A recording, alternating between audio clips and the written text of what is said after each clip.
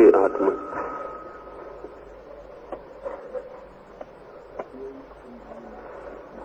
श्री नेहरू विद्यालय के भारतीय सप्ताह का उद्घाटन करते हुए मैं अत्यंत आनंदित हूं। युवकों के हाथ में भविष्य है। आने वाली जो दुनिया बनेगी उसे नई पीढ़ी को निर्मित करना है। ज्ञान के जो केंद्र हैं वे यदि नई पीढ़ी को ज्ञान के साथ ही साथ हृदय की और प्रेम की भी शिक्षा दे सके तो शायद नए मनुष्य का निर्माण हो सके। एक छोटी सी बात इस संबंध में कहकर मैं अपनी चर्चा शुरू करूंगा। बहुत पुरानी घटना है। एक गुरुकुल से 3 विद्यार्थी अपनी समस्त परीक्षाएं उत्तीर्ण करके वापस लौटते थे, लेकिन उनके गुरु ने पिछले वर्ष बार बार कहा था कि तुम्हारी एक परीक्षा शेष रह गई है। उन्होंने बहुत बार पूछा कि वो कौन सी परीक्षा है। गुरु ने कहा वो परीक्षा बिना बताए ही लिए जाने की है, उसे बताया नहीं जा सकता। और सारी परीक्षाएं तो बता के ली जा सकती हैं, लेकिन जीवन की एक ऐसी परीक्षा भी है जो बिना बताए ही लेनी पड़ती। समय पर तुम्हारी परीक्षा हो जाएगी, लेकिन स्मरण रहे उस परीक्षा को बिना पास किए, बिना उत्तीर्ण हुए तुम उत्तीर्ण नहीं समझे जा सकोगे। फिर उनकी सारी परीक्षाएं हो गई, उन्हें परीक्षाओं में प्रमाण पत्र भी मिल गए। फिर उनके विदा का दिन भी आ गया, दीक्षांत समारोह भी हो गया, और वे विद्यार्थी बार बार सोचते रहे कि वो अंतिम परीक्षा कब होगी। अब तो अंतिम विदा का दिन भी आ गया।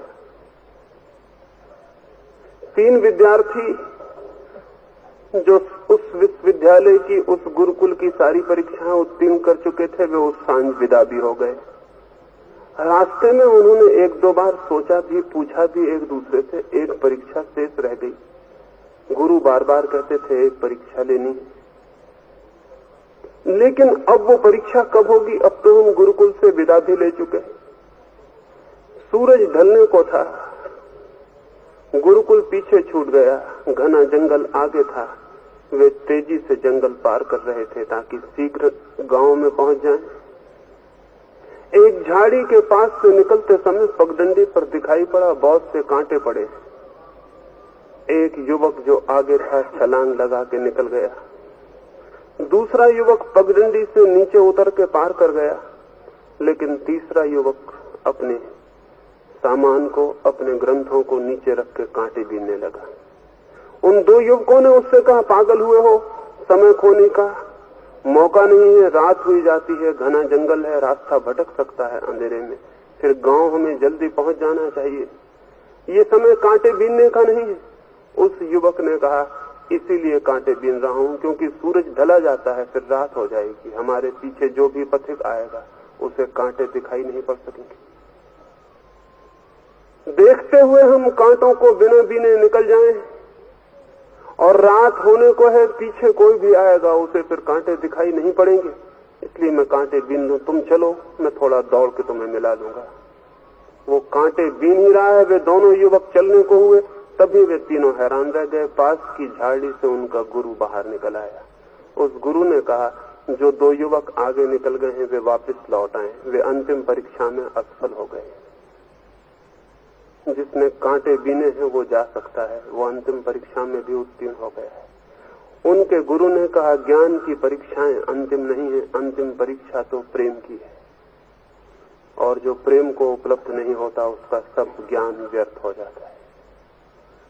नेहरू विद्यालय के भारतीय सप्ताह के इस उद्घाटन में मैं यही प्रार्थना करूंगा कि ये विद्यालय केवल ज्ञान देने का माध्यम नहीं बनेगा, बल्कि प्रेम देने का भी, क्योंकि प्रेम की परीक्षा में जो उत्तीर्ण नहीं है उसका सब ज्ञान व्यर्थ है, और जो प्रेम की परीक्षा में उत्तीर्ण हो जाता है, वो जो प्रेम के 2.5 अक्षर भी सीख लेता है वो सारे ज्ञान को उपलब्ध हो जाता है, क्योंकि प्रेम प्रभु को उपलब्ध करने का द्वार है। अब मैं जिन चर्चाओं का एक सिलसिला चला है उस संबंध की अपनी बात शुरू करना चाहूंगा।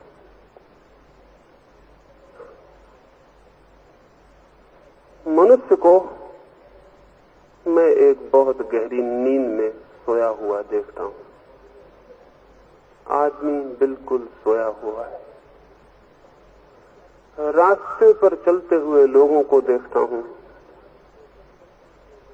तो ऐसा नहीं लगता कि वे जाग कर चल रहे हैं।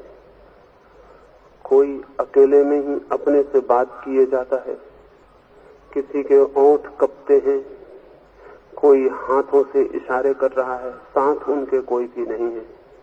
वे किससे बातें कर रहे हैं? शायद किसी सपने में, शायद वे किसी नींद में है। आदमी रात को ही नहीं सोता, दिन में भी सोया ही रहता है। आदमी की पूरी जिंदगी बिना जागे ही बीत जाती है, क्योंकि यदि मनुष्य जाग जाए तो चारों ओर परमात्मा के सिवाय उसे कोई भी दिखाई नहीं पड़ेगा। जागे हुए मनुष्य का अनुभव परमात्मा का अनुभव है, सोए हुए मनुष्य का अनुभव परमात्मा का अनुभव नहीं है। जब कोई मुझसे पूछता है ईश्वर है, तो मैं उससे पूछता हूं, ये प्रश्न इस बात की सूचना है कि तुम जागे हुए नहीं हो, सोए हुए हो। और जब तक तुम सोए हुए हो तब तक ईश्वर नहीं ही है। जैसे कोई उगे हुए सूरज के सामने भी आंखें बंद करके खड़ा हो और पूछता हो सूरज है, तो उससे हम क्या कहेंगे? उससे हम सूरज के संबंध में कुछ कहेंगे या कि सोचेंगे कि इस आदमी ने आंखें बंद कर रखी हैं, इसीलिए प्रश्न उठा है सूरज के संबंध में। सूरज भी मौजूद हो तो भी जो आदमी आंख बंद किए है वो अंधकार में होता है। सूरज उसके अंधकार को नहीं मिटा सकता। परमात्मा प्रकाश की भांति ही निरंतर मौजूद है। जैसे मछलियां सागर में हैं, वैसे ही हम परमात्मा में हैं। लेकिन निरंतर ये प्रश्न उठता है, परमात्मा है? निश्चित ही ये प्रश्न इस बात की सूचना है कि हमारी आंखें बंद हैं, हम सोए हुए। सोए हुए होने का अर्थ है हम सपनों से घिरे हुए हैं। हमारा चित्त ड्रीम से, सपनों से घिरा हुआ है दिन रात। रात तो घिरा ही होता है, दिन में भी घिरा होता है। एक युवक न्यूयॉर्क की तरफ यात्रा कर रहा था। वो जिस ट्रेन में बैठा हुआ था, उसके बगल की ही सीट पर एक वृद्धजन भी बैठे हुए थे। उस युवक ने थोड़ी देर बाद उनसे पूछा कि कितना समय हुआ होगा आपकी घड़ी में? आपकी घड़ी में कितना बजा है? उस वृद्ध ने उस युवक को नीचे से ऊपर तक देखा। उसके हाथ के बस्ते और सामान को देखकर लगता था वो किसी इंश्योरेंस कंपनी का एजेंट होगा, किसी बीमा कंपनी का एजेंट होगा। उस वृद्ध ने उसे नीचे से ऊपर तक देखा और फिर कहा, मां से मैं आपको समय नहीं बता सकूंगा। युवक हैरान हुआ। उसने पूछा, आपके पास घड़ी नहीं? उस वृद्ध ने कहा, घड़ी तो है, लेकिन मैं आपको बताऊंगा कि समय कितना है, फिर बातचीत चल पड़ेगी। आप मुझसे पूछेंगे आप कहां जा रहे हैं। मैं आपको कहूंगा मैं न्यूयॉर्क जा रहा हूं, आप पूछेंगे वहीं रहते हैं। फिर मजबूरी में मुझे बताना पड़ेगा अपने घर का पता, और शायद शिष्टाचार में आपसे कहना पड़े क्या आप भी न्यूयॉर्क चलते हैं, कभी मेरे घर आइए। मेरी लड़की जवान, जरूरी घर आके आपका उससे मिलन, मैत्री, परिचय हो जाएगा। आप उससे कहेंगे कहीं घूमने को, चलने को, शायद वो जाने को राजी हो। और ये बात अंत में मैं जानता हूं कि आज नहीं कल आप प्रस्ताव करेंगे कि मैं आपकी युवती लड़की से विवाह करना चाहता हूं। और मैं आपसे निवेदन करता हूं, मैं बीमा एजेंट बिल्कुल भी पसंद नहीं करता, उनको मैं दामाद नहीं बना सकता। वो युवक तो हैरान रह गया। उसने कहा, महाशय, आप किन सपनों में खोए हुए? मैं केवल पूछता हूं कि समय कितना बजा है, कितना बजा है आपकी घड़ी में, और आप किन किन नतीजों पर, किन किन अनुमानों पर यात्रा कर गए। हमें हंसी आती है इस वृद्ध आदमी पर, लेकिन हम सब भी निरंतर ऐसे ही सपनों में, भविष्य में यात्रा करते रहते हैं। वर्तमान में हम में से कोई भी नहीं जीता है। या तो हम अतीत की स्मृतियों में खोए रहते हैं, जो बीत गया उसकी याददाश्तों में, या जो नहीं आया उसकी आशाओं में, सपनों में। वर्तमान में कोई भी नहीं जीता है। या तो हम बीते हुए अतीत की स्मृतियों में खोए रहते हैं, या न आए हुए भविष्य की कल्पनाओं में। यही नींद है, यही सपना है। जो वर्तमान में है वो जागा हुआ होता है, जो अतीत में है, भविष्य में है, वो सोया हुआ है। यही अर्थ है निद्रा का आध्यात्मिक, क्योंकि न तो अतीत की अब कोई सत्ता है, अतीत जा चुका, केवल स्मृतियां, केवल मेमोरीज रह गई हैं मन पर। उनकी अब कोई भी सत्ता नहीं, कोई भी अस्तित्व नहीं, और भविष्य अभी आया नहीं है, आने को है, उसकी भी कोई सत्ता नहीं। तो जिसका मन अतीत में और भविष्य में गतिमान होता हो, वो जान ले कि वो सपनों में भटक रहा है, सत्य में नहीं।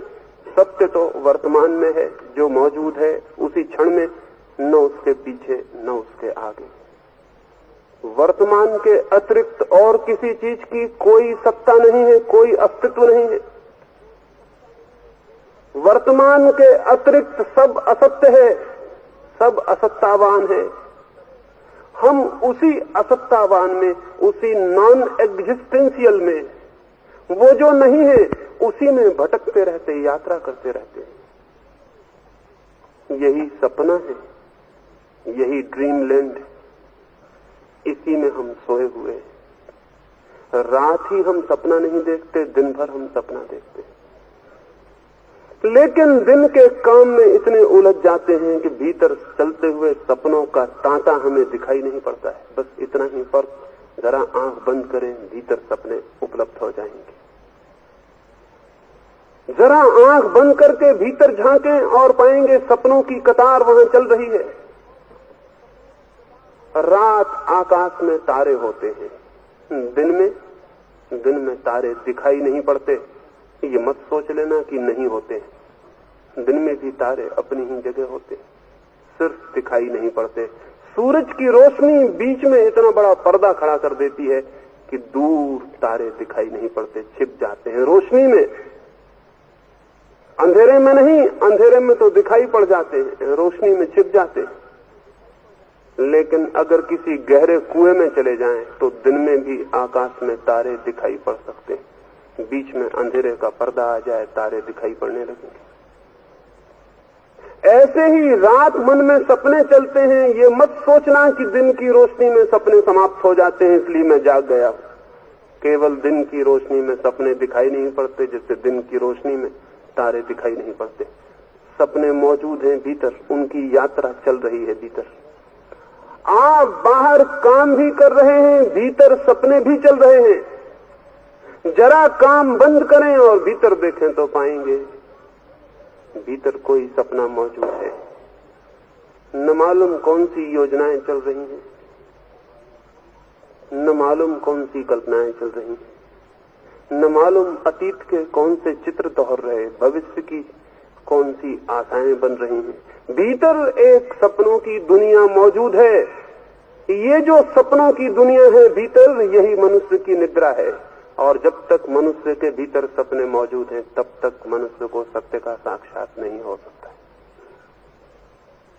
सत्य के साक्षात के लिए और कुछ नहीं, केवल सपने खोने पड़ते हैं। सत्य के अनुभव के लिए और किसी चीज का त्याग नहीं करना पड़ता, केवल सपनों का त्याग करना पड़ता है। केवल निद्रा को छोड़ देना होता है, जागना पड़ता है। इसलिए पहली बात तो मैं ये कहना चाहता हूं, हम ये अनुभव करें, जाने, पहचाने कि हम सोए हुए हैं। यद्यपि एकदम से ये ख्याल में नहीं आता कि सोए हुए होने का क्या अर्थ। एक मित्र मेरे सारे विश्व का भ्रमण करके वापस लौटे थे। वे एक कवि थे और एक चित्रकार भी। वे दुनिया की सुंदरतम चीजों को देखने गए थे।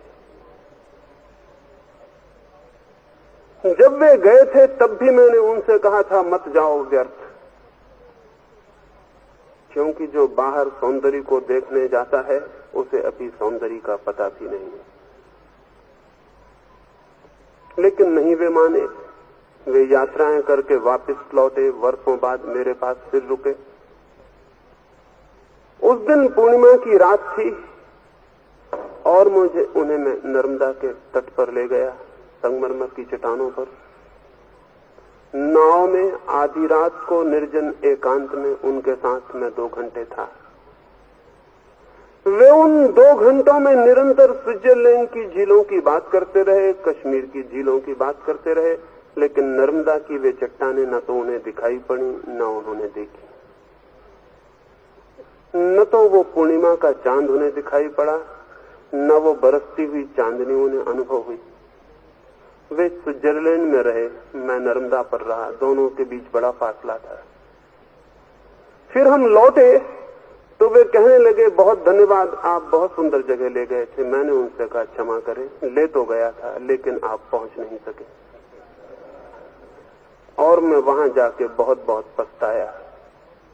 आए तो 2 थे लेकिन पहुंच मैं अकेला ही सका। आप मेरे साथ वहां नहीं थे। और इसलिए व्यर्थ ही मत कहें कि सुंदर जगह थी। जिसे देखा ही नहीं, जिससे निकटता ही अनुभव नहीं की, उसके सौंदर्य का क्या पता चला होगा आपको। उन 2 घंटों में एक बार भी जो मौजूद था उससे आपका कोई संपर्क, कोई संस्पर्श न हो सका। लेकिन जो मौजूद नहीं था, स्विट्जरलैंड और कश्मीर, अतीत की स्मृतियां, उनमें आप खोए रहे। आप सपने में थे, आप मेरे साथ नहीं थे। और मैं उनसे निवेदन किया कि अगर बुरा न माने तो मैं ये कहना चाहूंगा कि जैसा आपको 2 घंटों में मैंने जाना, मैं मान ले सकता हूं कि स्विट्जरलैंड में भी जब आप रहे होंगे तब आप कहीं और रहे होंगे। वे झीलें भी आपने नहीं देखी होंगी। सपने में जीते हैं, जहां है वहां नहीं जीते, जहां नहीं है वहां जीते। जब भोजन करने घर बैठे होते हैं तब आपको पता ना हो आप दफ्तर में होंगे। जब दफ्तर में होते हैं तब हो सकता है भोजन गृह में हो। जब मंदिर में हो बैठे हो, जरूरी नहीं मंदिर में हो, सिनेमा गृह में हो सकते। सिनेमा गृह में बैठे हो सकता है मंदिर में गीता सुनते हो। कुछ नहीं कहा जा सकता। आदमी वहां नहीं है जहां है, क्योंकि आदमी अगर वहां हो जाए जहां है तो जीवन में जो भी छिपा हुआ है वो सब प्रकट हो जाता है। जीवन को जानने की कुंजी वर्तमान में जीना है। जीवन को जानने की कुंजी वो जो प्रेजेंट है, जो उपस्थित है, उसमें समग्र रूपेण चेतना को उपस्थित कर देना है। हम अनुपस्थित हैं, प्रतिपल अनुपस्थित हैं और ऐसे ही सोए सोए जिए चले जाते हैं और फिर पूछते हैं जीवन का आनंद अनुभव नहीं होता। जीवन का पता सोए हुए आदमी को चल सकता है। राजस्थान के एक गांव में एक फकीर एक रात आके रुका था। उस गांव के लोग जैसा हमेशा सन्यासियों को सुनने इकट्ठे होते थे, उसको सुनने भी इकट्ठे हो गए थे। गांव का जो सबसे बड़ा धनपति था आसोजी, वो भी सभी के सामने सभा में बैठा हुआ था। ये फकीर ने बोलना शुरू किया था और आसोजी की नींद लग गई, क्योंकि वे दिन भर के थके मांदे दुकान पर काम करते।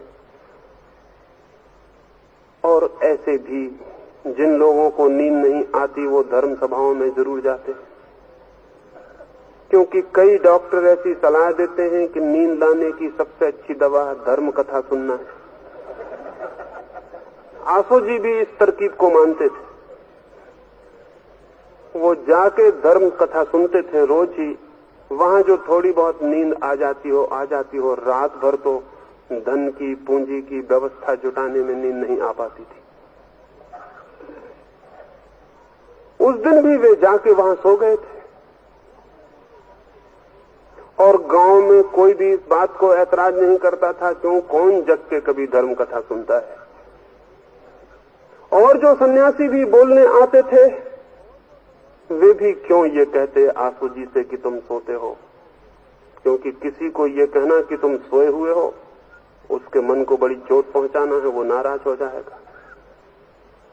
और आज तक सन्यासी धनपति को नाराज नहीं कर सके, इसलिए धर्म नष्ट हुआ है।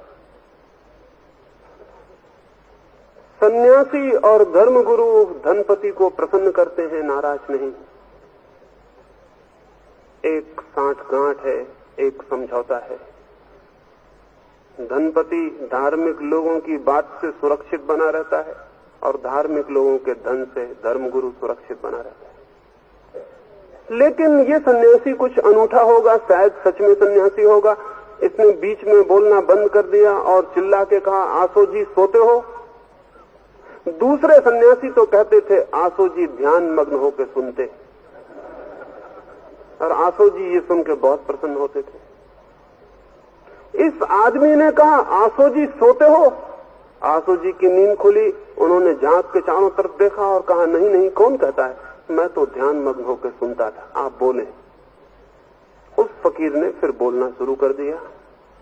कभी कोई सोया हुआ आदमी मानने को राजी नहीं होता कि मैं सोता हूं, क्योंकि अगर वो मानने को राजी हो जाए तो जागरण का प्रारंभ हो जाता है। इसलिए नींद समझाती है कि मानना मत कि तुम सोते हो, क्योंकि अगर मान लिया कि मैं सोता हूं तो जागने का उपक्रम शुरू हो ही जाएगा। इसलिए नींद कहती है कभी मानना मत कि तुम सोए हो, दुनिया सोती होगी, तुम तो जागते हो। आसो जी ने कहा, नहीं नहीं, कौन कहता है मैं सोता हूं, मैं तो ध्यान से सुनता था, आप शुरू करें, आपको रुकने की जरूरत नहीं।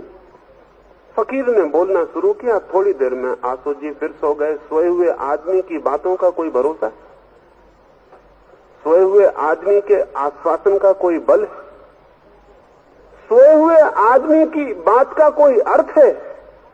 आसो जी फिर सो गए। वो फकीर भी एक ही रहा होगा, उसने फिर बोलना बीच में बंद कर दिया और फिर चिल्लाया, आसो जी सोते हो। अब आसो जी को गुस्सा आ गया, यह आदमी इतने जोर से कहता है पूरा गांव सुन लेगा, और ऐसी बातें पूरा गांव जान ले ये उचित नहीं। और यह आदमी इतने जोर से कहता है कि हो सकता है भगवान भी सुन लें और पीछे मुश्किल पड़े कि तुम धर्म कथा में सोते थे। आसो जी ने भी जोर से कहा, माफ करिए, आप अपना बोलना जारी रखिए, मैं सो नहीं रहा हूं। कौन कहता है मैं सोता हूं, बार बार रोकने की जरूरत नहीं है, मैं तो ध्यान मग्न होकर सुनता हूं।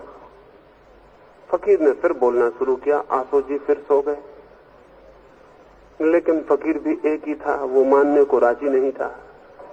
अब की बार उसने तीसरी बार कहा, लेकिन थोड़े शब्दों को बदल लिया, और आसो जी इसीलिए भूल में पड़ गए।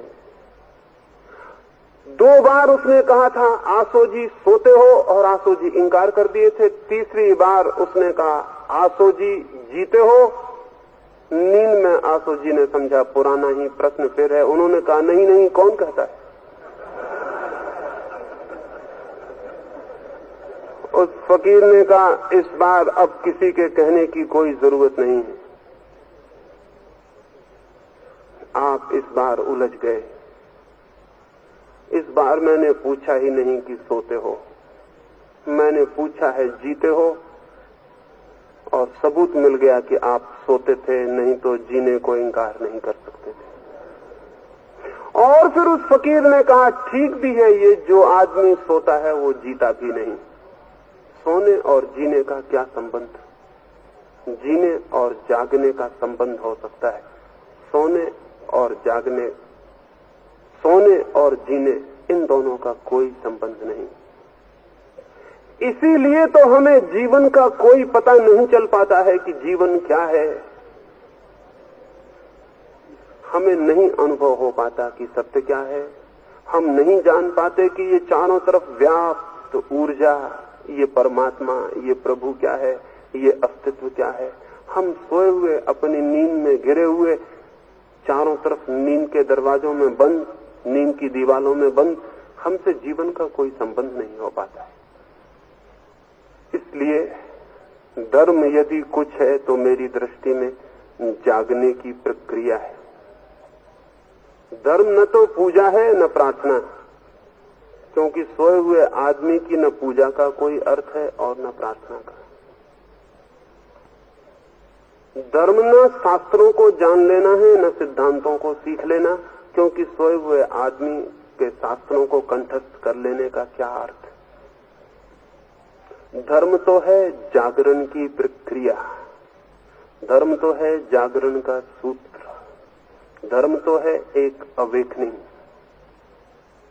भीतर जो सोया है उसे जगा लेने की विधि, उस संबंध में ही थोड़ी बात समझ लेनी जरूरी है कि भीतर जो सोया है वो कैसे जाग जाए, भीतर जो सपने चलते हैं वे कैसे विसर्जित हो जाएं, भीतर जो अतीत और भविष्य की ऊहा चलती है वो कैसे विलीन हो जाए। मैं कैसे उस क्षण में खड़ा हो जाऊं जिसमें मैं हूं, क्योंकि वही एक क्षण है, उसी क्षण से प्रवेश मिल सकता है उसमें जो अस्तित्व है, लेकिन उसके अतिरिक्त कहीं और कोई द्वार नहीं है। तो मैं क्षण में कैसे मौजूद हो जाऊं। और धर्म के नाम पर हम जो उपाय करते हैं वो क्षण में जगाते नहीं वर्तमान में, बल्कि और सुलाने की विधियां हैं। एक आदमी बैठकर राम राम जपता है, ओम ओम जपता है, एक आदमी अल्लाह अल्लाह करता है, नमोकार पढ़ता है, कोई और मंत्र, कोई और शब्द। क्या आपको पता है बहुत बार दोहराने से शब्द नींद लाने की विधि बन जाते हैं? क्या आपको पता है रिपीटिशन, किसी शब्द की पुनरुक्ति आत्मसम्मोहन की, खुद को सुला लेने की विधि है? शायद आपको पता नहीं,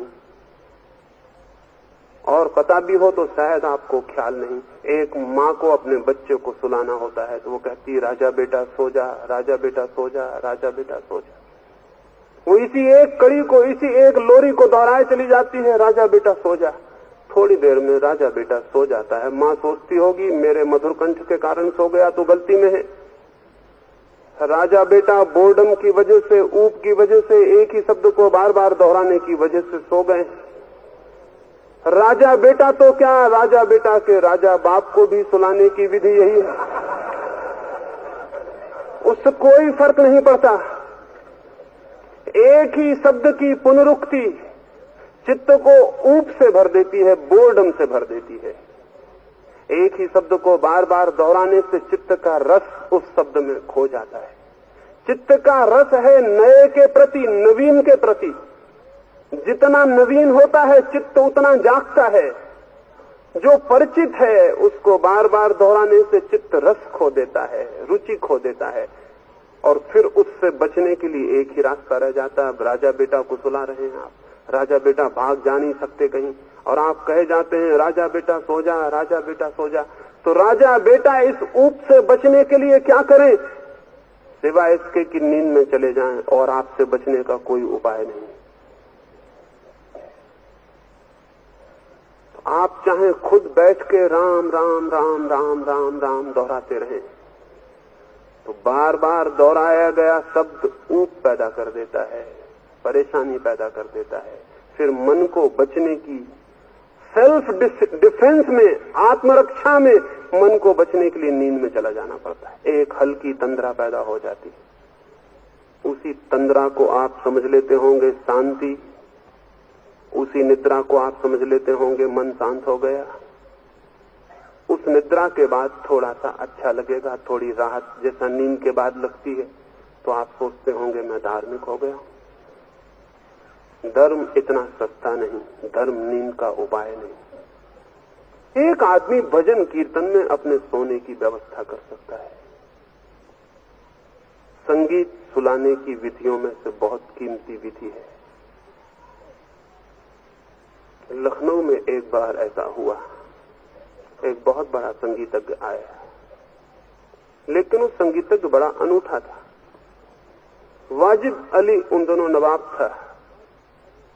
तो वाजिद अली तो जाहिर पागल नवाब था। ऐसे तो बहुत कम नवाब हुए हैं जो पागल न हो। आमतौर से पागल होना, नवाब होना एक ही बात का मतलब रखते हैं, क्योंकि जो पागल नहीं है वो नवाब होना नहीं चाहता है। तो वाजिद अली तो पागल था ही। खबर मिली एक बहुत बड़ा संगीतज्ञ आया है, लेकिन उसकी एक शर्त है, वो वीणा तो बजाएगा, वो गीत तो गाएगा, लेकिन एक शर्त उसकी बड़ी अनूठी है कि कोई सिर उसके वीणा बजाते समय हिलना नहीं चाहिए। अगर कोई सिर हिला, वो पहले से पाबंदी और शर्त बांध लेता है कि सिर नहीं हिल सकेगा। वाजिद अली ने कहा, कोई फिक्र नहीं, जाओ उसको कहो कि सिर हिलने की क्या जरूरत है, सिर हिलेगा हम सिर कटवा देंगे। गांव में खबर कर दी गई कि संगीत का रात्रि बड़ा कार्यक्रम होगा, बहुत बड़ा वीणा वादक आया, लेकिन जो लोग सुनने आए एक बात ख्याल रख के आए, अपने सिर कटवाने की तैयारी। सिर नहीं हिलना चाहिए, सिर हिलेगा तो सिर अलग कर दिया जाएगा। जिसे आना हो आए, जिसे ना आना हो ना आए। बहुत लोग आते उसे सुनने, लेकिन सबके आने का सवाल न रहा। उस गांव में जो बहुत संयमी होंगे वही सुनने आए। कोई 150 आदमी सुनने आए, और वे भी आके ऐसे बैठ गए जिससे योगासन कर रहे हो। कोई सिर कहीं धोखे से भी हिल जाए, संगीत के कारण नहीं, किसी और वजह से कोई मक्खी आ जाए तो मुफ्त मुश्किल हो जाए। वो आदमी ने, नवाब ने चारों तरफ नंगी तलवारें लिए आदमी खड़े कर दिए थे कि ख्याल रखना किस आदमी का सिर हिलता है। 2 घंटे 3 घंटे बीत गए, लोग पत्थर की मूर्तियां बने बैठे हैं, कोई सिर हिलता ही नहीं। लेकिन 3 घंटे के बाद रात जब गहरी होने लगी और संगीत जब गहरा उतरने लगा तो कुछ सिर हिलने शुरू हो गए। नवाब के आदमी तैयार थे, उन्होंने निशान लगा लिए कौन कौन आदमी हिल रहे।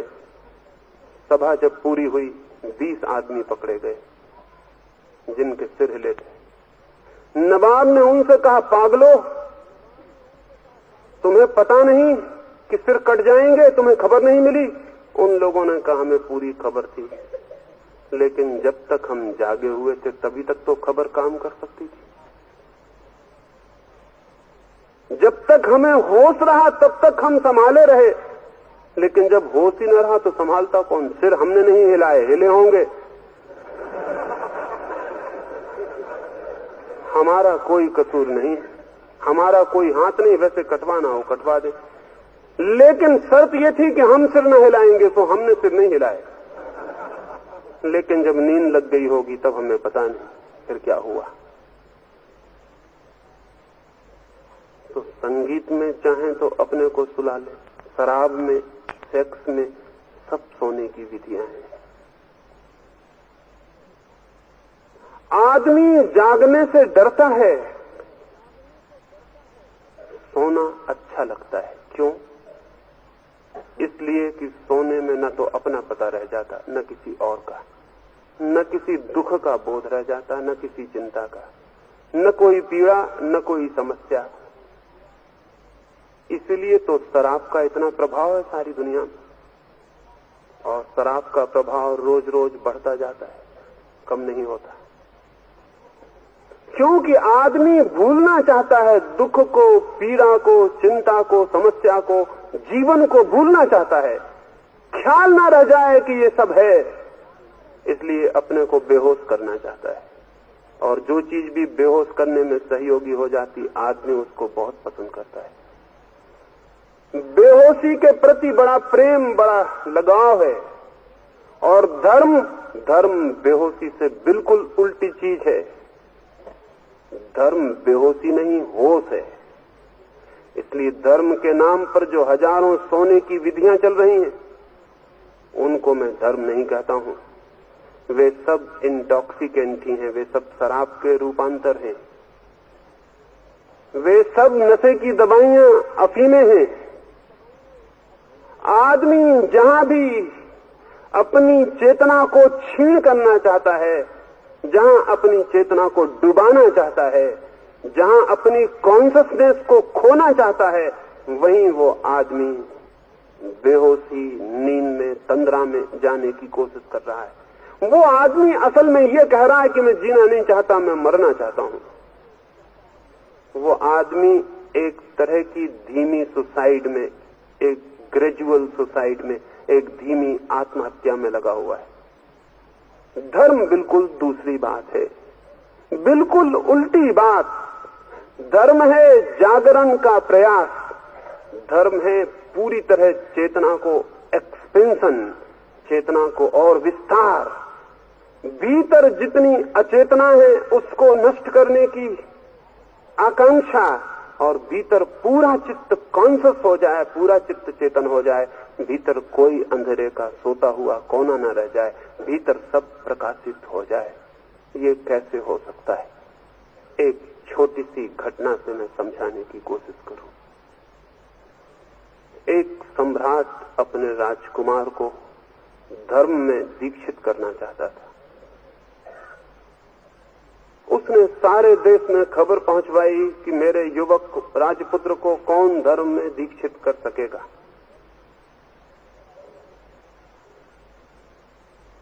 एक बूढ़े आदमी की खबर मिली।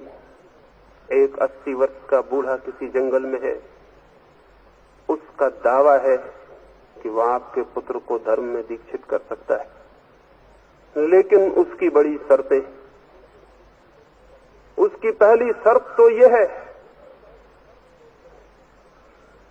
कि धर्म की दीक्षा में धर्म की कोई शिक्षा वो न देगा, वो शिक्षा देगा किसी और बात की। और राजपुत्र को उसके इशारों पर ही चलना होगा। और कितने दिन में ये शिक्षा पूरी होगी, इसके लिए कोई सीमा नहीं बांधी जा सकती, कितना भी समय लग सकता है। और अधूरी शिक्षा छोड़ के राजकुमार वापस नहीं आ सकेगा। ये सारी शर्तें सम्राट ने मंजूर कर ली और राजकुमार उस वृद्ध गुरु के पास भेज दिया गया। उस वृद्ध गुरु ने उस राजकुमार को कहा, कल सुबह से तेरी शिक्षा का पहला पाठ शुरू होगा, और पहला पाठ यह है कि मैं कल सुबह किसी भी समय तेरे ऊपर लकड़ी की तलवार से हमला शुरू करूंगा। कल सुबह से ये हमले शुरू होंगे और दिन में किसी भी समय जाने अनजाने मैं तेरे ऊपर हमला करूंगा। तू हमेशा सावधान रहना रक्षा के लिए, ये ढाल संभाल। राजकुमार ने कहा, मैं धर्म सीखने आया हूं, तलवार सीखने नहीं।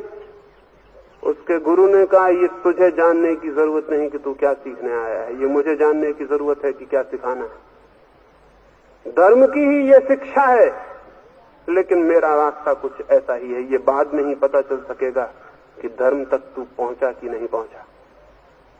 मैं तो तुझे तलवार चलाना ही सिखाऊंगा, क्योंकि मेरे जीवन भर का अनुभव यह है कि खतरे में ही मनुष्य जागता है। खतरा नहीं होता तो कोई आदमी जागता नहीं। तो मैं खतरे पैदा करूंगा ताकि तू जाग सके। उस बूढ़े गुरु ने कहा कि मेरे गुरु ने मुझे बहुत सी बातें सिखाई थी, और एक बार वे वृक्षों पर चढ़ना मुझे सिखाते थे। एक 100 फीट ऊंचे वृक्ष पर मुझे उन्होंने चढ़ाया था पहली ही बार। मेरे हाथ पैर कपे जाते थे, और जब मैं 100 फीट ऊपर था वृक्ष की ऊपरी शाखा पर, तब वे मेरे गुरु नीचे चुपचाप आंख बंद किए बैठे रहे थे। फिर जब मैं वापस उतरने लगा और जमीन से कोई 8-10 फीट दूर रह गया था, तब वे एकदम से उठे और चिल्लाए, बेटा संभल के उतरना। मैं बहुत हैरान हुआ कि आदमी पागल है। जब मैं 100 फीट ऊपर था, जहां खतरा था और जहां से पैर चूकता तो जीवन का कोई पता नहीं चलता, वहां तो ये आंख बंद किए बैठा रहा बूढ़ा। और अब जब मैं जमीन के करीब आ गया, 8-10 फीट जहां से गिर भी पड़ूं तो कोई खतरा नहीं है, वहां ये चिल्ला रहा है कि बेटा सावधान, होशियारी से, होश से उतरना। नीचे उतर के मैंने अपने गुरु को कहा कि आप पागल तो नहीं है। जब मैं 100 फीट ऊपर था तब आप चुपचाप बैठे रहे, और जब मैं 10 फीट करीब आ गया था तब आपने कहा सावधान, संभल के। उस बूढ़े गुरु ने मुझसे कहा था कि बेटे 100 फीट ऊपर तो तू इतने खतरे में था कि किसी को सावधान करने की जरूरत न थी, तू खुद ही सावधान था। जहां खतरा है वहां तो चेतना खुद ही सावधान होती है, जागी हुई होती है। वहां नींद की फुर्सत नहीं होती, वहां नींद को अफोर्ड नहीं किया जा सकता, वहां नींद की सुविधा नहीं है। जब तू 100 फीट ऊपर था तो उस बूढ़े गुरु ने मुझसे पूछा था कि तू बता तब तेरे मन में कौन से विचार चलते थे। तो मैंने कहा था वहां कोई विचार नहीं थे, वहां तो सावधानी इतनी थी कि विचार में खोना मतलब नींद में जाना। वहां कोई विचार नहीं था, मन बिल्कुल शांत था, बिल्कुल साइलेंट था, सिर्फ होश था। एक एक चीज, एक एक श्वास का मुझे पता चल रहा था, एक एक पत्ता हिलता था तो मुझे पता चल रहा था। वहां कोई विचार नहीं था, न कोई पीछा था, न कोई आगे। मैं तो वहां केवल वर्तमान में था, वो जो स्थिति थी वहीं में था। इसके आगे पीछे जरा भी मन यहां वहां जाता तो खतरा हो सकता था, चूक हो सकती थी।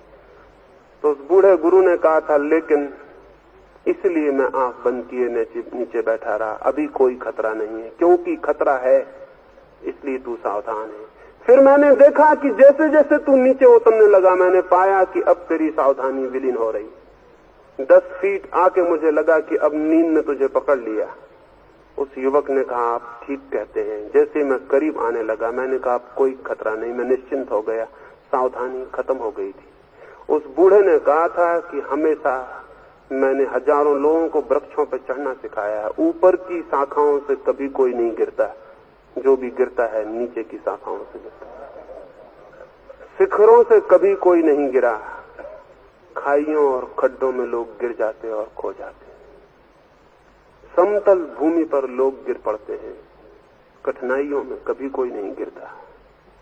सुविधा में लोग सो जाते हैं, इनसिक्योरिटी में, असुविधा में, असुरक्षा में जागे रहते हैं। तो उस बूढ़े ने इस राजकुमार को कहा कि मेरे पास अब तू आ गया है तो मैं सब असुविधा पैदा करूंगा, सब खतरे पैदा करूंगा, सब डेंजर खड़े करूंगा ताकि तू सो ना पाए। और एक बार तुझे जागने का अनुभव हो जाए तो फिर दुनिया में कोई कितनी ही कोशिश करे तू खुद भी सोना न चाहेगा। दूसरे दिन से पाठ शुरू हो गया। बड़ा अजीब पाठ था। राजकुमार किताब पढ़ रहा है, पीछे से हमला हो जाएगा। वो राजकुमार भोजन कर रहा है, पीछे से उसकी हड्डी पर लकड़ी की तलवार आ पड़ेगी। 7 दिन में उसकी हड्डियां दुखने लगी। लेकिन रोज रोज उसे अनुभव हुआ कि उसके भीतर अलर्टनेस, सावधानी बढ़ती जाती, क्योंकि 24 घंटे उसे चौकन्ना रहना पड़ता है। कभी भी हमला हो सकता है, किसी भी क्षण, कुछ पता नहीं, पहले से कोई सूचना नहीं मिलती। वो बुहारी लगा रहा है गुरु की झोपड़ी में, वो पीछे से आके हमला हो गया। वो खाना खा रहा है, हमला हो गया। वो किताब उठाने जा रहा है, हमला हो गया। कुछ नहीं कहा जा सकता कब हमला हो जाए। 3 महीने बीतते बीतते हमला करना लेकिन मुश्किल हो गया। हमला होता है और उसके हाथ, उसका मन इतना सजग है कि तत्काल हमले से रक्षा कर लेता है। 3 महीने बीतते बीतते उसने अनुभव किया कि कोई एक अजीब बात उसके भीतर पैदा हो रही है।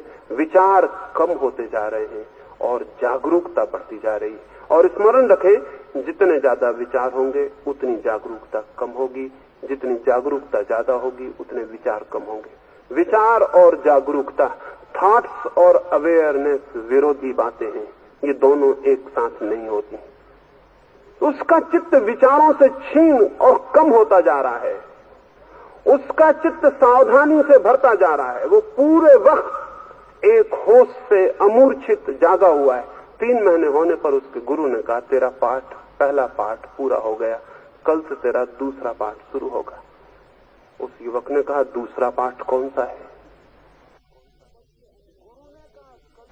गुरु ने कहा कल से अब मैं नींद में भी हमला करूंगा, तू सोया हुआ है और हमला हो जाएगा।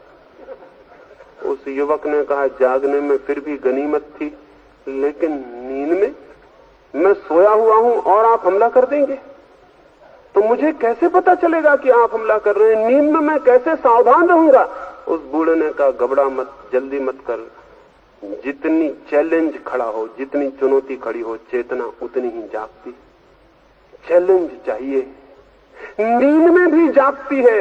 एक मां का बच्चा बीमार पड़ा है, ऊपर आकाश में बादल गरजते रहे उसे पता नहीं चलता, रास्तों पर रथ निकलते रहे उसे पता नहीं चलता, उसका बच्चा जरा सा रो दे जरा सा करबट बदल ले, उसका हाथ उठ जाता है, उसे पता चल जाता है।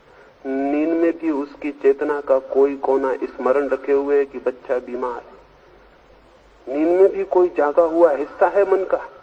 रात हम सब यहां सो जाएं और फिर कोई आके चिल्लाए राम, तो किसी को सुनाई नहीं पड़ेगा, लेकिन जिसका नाम राम है वो कहेगा कौन कौन बुला था।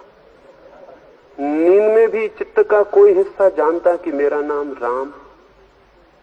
नींद में भी कोई जागा हुआ है, कोई कोना, कोई पार्ट, कोई अंश, और सब सो रहे हैं। सबको पता नहीं चलता कि राम को बुलाया गया, लेकिन राम को पता चल जाता है कि मुझे पुकारा गया है। वो नींद में कहता है कौन है, गड़बड़ मत करो, सोने दो। तो उस बूढ़े ने कहा घबराओ मत, मैं तो चुनौती खड़ी करूंगा ताकि तुम्हारे चेतना को आखिरी दम तक जगाया जा सके। अब कल से नींद में हमला शुरू हो जाएगा, अब तुम अपनी फिक्र तुम करना। मजबूरी थी, बीच से भागा नहीं जा सकता था। और इधर 3 महीने में एक अनुभव भी हुआ था बड़ा अद्भुत। उस युवक ने सोचा और थोड़ी चोटें सही। अद्भुत अनुभव हुआ था। इन 3 महीनों में उसके चित्त ने बहुत अजीब शांति जानी थी जिसे वो कभी नहीं जानता था। उसकी अंतर्दृष्टि गहरी हुई थी जितनी उसने कभी नहीं जानी थी। उसकी चिंता विलीन हो गई थी, उसके मन की समस्याएं खत्म हो गई थी। उसके मन में तो सिर्फ एक जागने का भाव भर अवशिष्ट रह गया था। रात भी हमला शुरू हो गया। रात वो सो रहा है और लकड़ी की तलवार से हमला हो जाएगा। फिर 7-8 दिन में उसकी हड्डियां दुखने लगी, जगह जगह चोट। लेकिन रोज रोज नींद में भी उसे अनुभव होने लगा कि कोई ख्याल रखे हुए है कि कहीं हमला ना हो जाए। नींद में भी मन का कोई कोना जान रहा है कि हमला हो सकता है। नींद में भी एक हिस्सा जागा हुआ रहने लगा। 3 महीने पूरे होते होते दूसरा पाठ भी पूरा हो गया। नींद में भी उसके हाथ हमले से रक्षा करने लगे। उसके गुरु ने कहा दूसरा पाठ पूरा हो गया और तू दूसरे पाठ में भी उत्तीर्ण हुआ, कल से तीसरा पाठ शुरू होगा। उस युवक ने कहा अब तीसरा पाठ और क्या हो सकता है, जागना सोना दोनों में हमला हो गया। उसके गुरु ने कहा कल से असली तलवार से हमला शुरू होगा, अभी लकड़ी की तलवार। अब चुनौती असली खड़ी होगी, अभी चुनौती नकली थी। अभी हड्डी पे चोट लगती थी, अब प्राण भी लिए जा सकते। अब प्राणों तक तलवार छिद सकती है। एक दफा चूकना और जिंदगी खोना हो जाएगा। कल से असली तलवार आती है। उस युवक ने कहा ठीक है, मैं तैयार हूं अब, क्योंकि सवाल इससे कोई फर्क नहीं पड़ता कि तलवार असली है कि नकली है। अगर नकली तलवार के प्रति मैं सावधान होता हूं, रक्षा कर लेता हूं, तो असली तलवार के प्रति भी रक्षा हो जाएगी। अब मैं निश्चिंत हूं, अब मैं घबराया हुआ नहीं हूं। दूसरे दिन से असली तलवार का हमला शुरू हो गया। वो युवक प्राणों की बाजी पर खड़ा है। किसी भी क्षण मौत खड़ी हो सकती है। ऐसी स्थिति में कोई सो सकता है, सपने देख सकता है, कोई अतीत और भविष्य में जा सकता है। एक क्षण भी यहां वहां चित्त का जाना जीवन का अंत हो जाएगा। 3 महीने बीतने को आ गए। असली तलवार ने उसके भीतर असली चेतना को भी जगा दिया। 3 महीने पूरे होते थे, शायद एक दिन और बचा था, और गुरु ने उससे कहा एक दिन और है और तेरी परीक्षा पूरी हो जाएगी। फिर अंतिम पाठ रह जाएगा, चौथा पाठ। और वो चौथा पाठ में तुझे जल्दी ही सिखा दूंगा, क्योंकि 3 पाठ जो जान लेता है उसे चौथे पाठ को जानने में देर नहीं लगती। आखिरी दिन शेष था। वो युवक एक वृक्ष के नीचे बैठा हुआ था और उसका गुरु दूर 100 फीट के फासले पर दूसरे वृक्ष के नीचे बैठ के कोई किताब पढ़ता था। 80 वर्ष का बूढ़ा, उसकी पीठ युवक के तरफ थी। युवक के मन में एक ख्याल आया कि ये बूढ़ा 24 घंटे मुझे चेतावनी, सजग, चुनौती में रखता है। ये खुद भी इतना सावधान है या नहीं? आज मैं भी क्यों ना इसके पीछे से हमला करके देखूं। मैं भी तो देखूं इस पर हमला करके कि ये खुद भी इतना सावधान है या नहीं जितना मुझे सावधान कहने को कहता है। ये उसने सोचा ही था कि वो बूढ़ा गुरु वहां से चिल्लाया कि बेटा ऐसा मत करना। बहुत हैरान हो गया। उसने कहा कि अभी मैंने कुछ किया नहीं, केवल सोचा। आप क्या कहते हैं? उस बूढ़े ने कहा मैं बूढ़ा आदमी हूं, ऐसा मत कर बैठना। और उस युवक ने कहा, आप कैसे कहते हैं? मैंने केवल सोचा। उस बूढ़े ने कहा, तू थोड़ी देर और ठहर जा, चौथा पाठ पूरा हो जाने दे। जब चित्त पूरा सावधान होता है तो दूसरे के विचारों की पगध्वनियां भी सुनाई पड़ने लगती, और जिस दिन दूसरों के विचारों की पगध्वनियां सुनाई पड़ने लगती हैं, उसी दिन चित्त उस संवेदना को उपलब्ध हो जाता है जिसमें परमात्मा की पगध्वनियां भी सुनाई पड़ती। वैसा जागरूक चित्त ही परमात्मा को अनुभव कर पाता है। सोए हुए लोग नहीं, जागे हुए लोग। प्रत्येक को इतना ही जागने का प्रश्न है, आर्डुअस है, तपश्चर्यापूर्ण है। तपश्चर्या का मतलब नहीं कि आप उपवास से बैठ जाएं। तपश्चर्या का मतलब नहीं कि आप सिर के बल शीर्षासन लगा के खड़े हो जाएं। ये बातें तो किसी सर्कस में भर्ती होना हो तो ठीक है। परमात्मा को जानने से किसी सर्कस के नट होने की जरूरत नहीं। लेकिन आर्डुअस है, तपश्चर्यापूर्ण है, जागने की चेष्टा। और 24 घंटे उठने से सोने तक, सोने से जागने तक चित्त जागा हुआ रहे, होश भरा हुआ रहे। कैसे ये होगा? कौन तलवार लेके पीछे आपके पड़ेगा? आपको खुद ही पड़ जाना पड़ेगा। और सच्चाई तो यह है कि अगर हमें पता हो तो मौत 24 घंटे हमारे पीछे तलवार लेके पड़ी हुई। इसलिए बहुत पुराने दिनों में मृत्यु को ही गुरु और आचार्य कहा जाता था। वो जो नचिकेता यम के पास पहुंच गया था, उस कथा को कथा ही मत समझ लेना। जब भी किसी नचिकेता को जीवन सत्य को जानना होता है तो मृत्यु के पास पहुंचना पड़ता है। मृत्यु के निकट ही, मृत्यु के खतरे में ही, मृत्यु की वो जो असुरक्षा है, वो जो मृत्यु की तलवार है, उसके बोध से ही भीतर सावधानी और जागरूकता पैदा होती है। तो अंतिम बात आज की सुबह की आपसे कहूं, और वो ये कि जिससे धार्मिक होना है उसे मृत्यु के प्रति सचेत सावधान होना पड़ेगा। उसे जानना होगा प्रतिक्षण मौत घेरे खड़ी है, प्रतिक्षण मौत पकड़े खड़ी है, किसी भी क्षण मौत की तलवार ले जाएगी। इसलिए निद्रा का मौका और सुविधा नहीं है। अगर मौत ऐसी प्रतिक्षण निकट मालूम होने लगे, जो कि सच्चाई है, जिसको हम जान के छिपाए रहते हैं, जिसको हम जान के आंखों पे पर्दा डाले रहते हैं कि मौत दिखाई ना पड़ जाए, मरघट को गांव के बाहर बनाते हैं। अगर दुनिया समझदार होगी तो गांव के बीच चौरस्ते पर मरघट बनाएगी, ताकि हर बच्चा रोज रोज जानता रहे कि मौत है, निरंतर मौत है। हम तो मौत को छिपाते हैं। घर के बाहर कोई अर्थी निकलती, बच्चों को भीतर का दरवाजा लगाते हैं कि अंदर आ जाओ, कोई मर गया है। ऐसे जिंदगी भर हम मौत से अपने को छिपाए रखते हैं। झूठी है ये बात। मौत को जानना है, पहचानना है। एक छोटी सी कहानी में अपनी बात पूरी करूं। एक सन्यासी के पास एक युवक एक दिन सुबह आया और उस युवक ने उनके पैर छूकर कहा कि मेरे मन में बहुत बार विचार उठता है, आप इतने पवित्र मालूम होते, फूल जैसे पवित्र, आप इतने सुगंधित मालूम होते, धूप जैसे सुगंधित, आप इतने प्रकाशित मालूम होते, दिए जैसे आलोकित। मेरे मन में हमेशा ये उठता है कहीं ये सब ऊपर ही ऊपर ना हो, भीतर शायद पाप उठता हो, भीतर शायद दुर्गंध भी हो। हमेशा भीड़ भाड़ होती है, मैं पूछ नहीं पाता। आज अकेले में मिल गए हैं, आप मैं पूछता हूं कि ये जो इतनी सुगंध और आनंदित आप बाहर से दिखाई पड़ते हैं, ऐसा भीतर भी है या नहीं? उस सन्यासी ने कहा, तुम पूछते हो बड़ा सुंदर प्रश्न और मैं उत्तर जरूर दूंगा, लेकिन उसके पहले एक और जरूरी बात मुझे तुमसे कहनी है, कहीं भूल न जाऊं। कल भी मैं भूल गया था, और अगर 2-4 दिन भूल गया तो फिर बताने की भी जरूरत नहीं रह जाएगी, इसलिए पहले बता दूं। कल अचानक तुम्हारे हाथ पर मेरी दृष्टि पड़ गई, देखा तुम्हारी उम्र की रेखा समाप्त हो गई।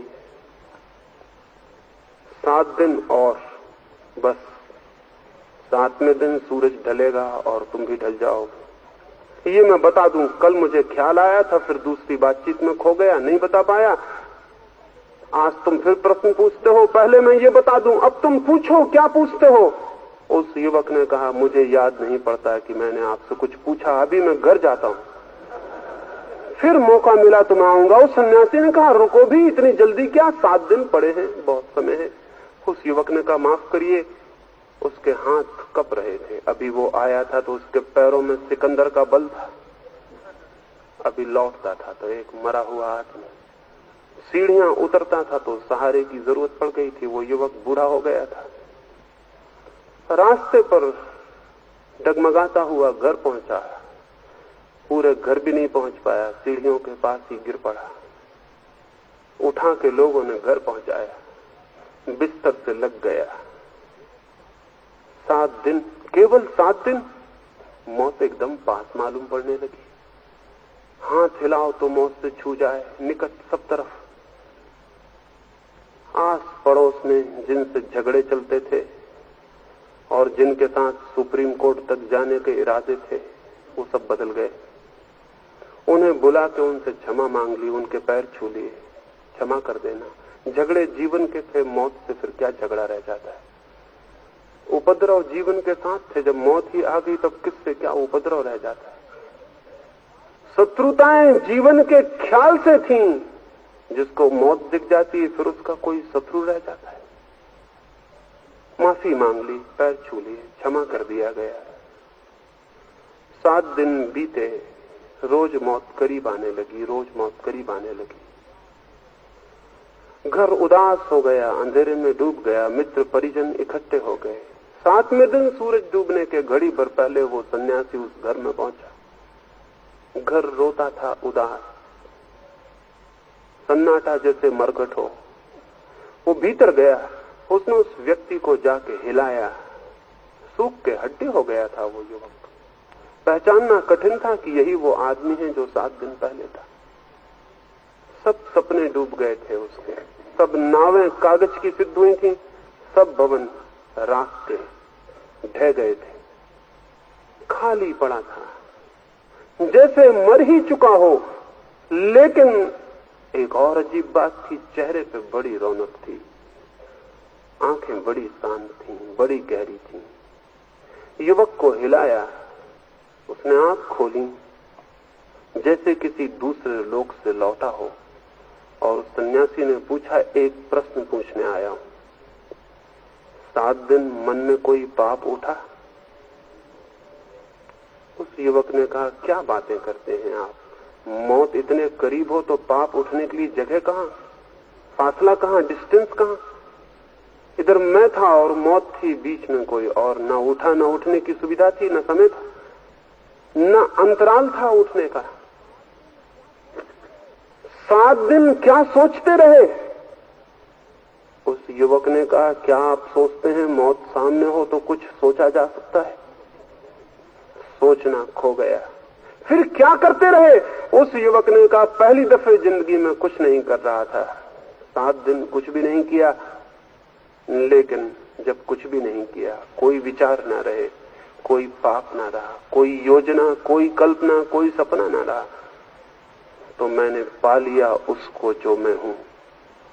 आपकी बड़ी कृपा, आपकी बड़ी कृपा कि मृत्यु से मुझे मिला दिया, क्योंकि मृत्यु के निकट रहकर मैं उसको जान गया जिसकी कोई मृत्यु नहीं है, जो अमृत है।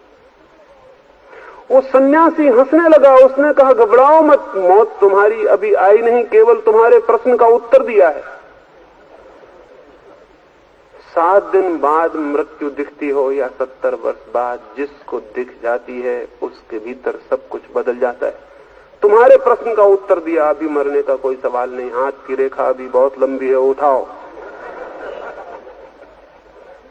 लेकिन उस युवक ने कहा, अब आपको बताने की जरूरत नहीं कि मृत्यु नहीं होगी, अब मैं खुद ही जानता हूं, मृत्यु की कोई संभावना ही नहीं। इधर मृत्यु से गिरकर मैंने उसे जाना जो अमृत है। स्कूलों में छोटे छोटे बच्चों को हम पढ़ाते हैं, काला तख्ता बना देते हैं, फिर सफेद खड़िया से उस पर लिखते हैं तो दिखाई पड़ता है, सफेद दीवार पर लिखेंगे तो दिखाई नहीं पड़ेगा।